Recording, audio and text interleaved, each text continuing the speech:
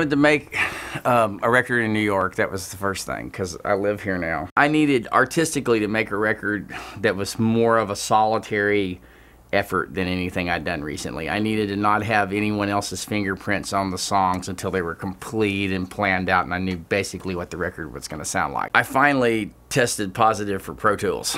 You know, I was the last holdout, you know, recording analog records on tape. And I bought the Pro Tools rig. I bought the computer, and I thought I was going to make it really simple and work through a thing called an M-box, where you didn't have any sort of elaborate equipment, just the computer and this little box that allows you to interface music into the computer. But that didn't work because I wanted more horsepower. What I found out was the technology lent itself to me working by myself.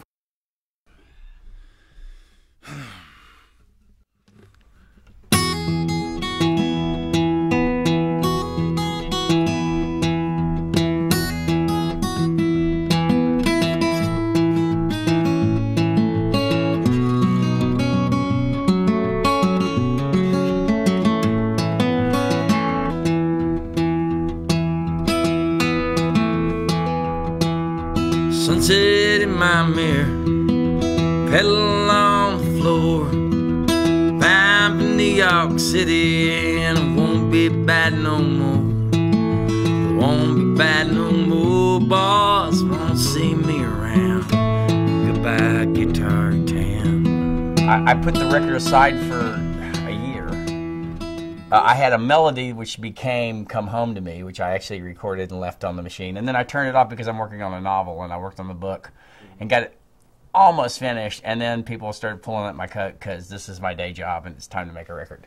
And around that time, Lou Dobbs had started to really piss me off. And you know, this whole idea of this furor being built up over immigration in this country is disgusting. There's an accidental America. There's an us that's more than the framers of our Constitution, you know, intended us to be. And it's all about immigration. It's all about people that come from other places and start here because you can. In a city of immigrants, the river flows out and the sea rolls in, washing away nearly all of my sins. Living in a city of immigrants, city of black, city of white, a city of light.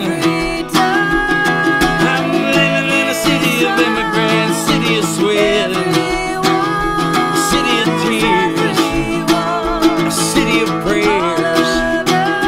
I'm living in a city of immigrants, city of stone, city of steel.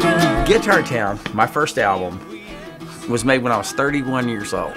I'd been turned down by every record label in town. I was considered to be, you know, I was widely considered to be a pain in the ass, and people were just wondering when I would go back wherever I came from. I think it turned out to be as good as it did, and people got it because it was really good. I think that's bigger than me. I think it would have happened if I'd been in New York. I think it would have happened if I'd been in LA.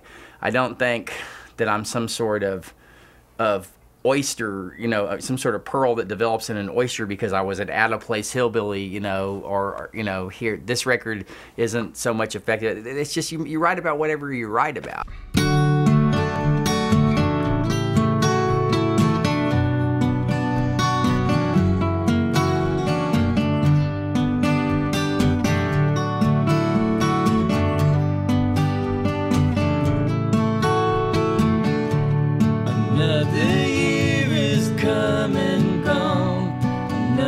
Circle around the sun, another 1,000 tears have fallen.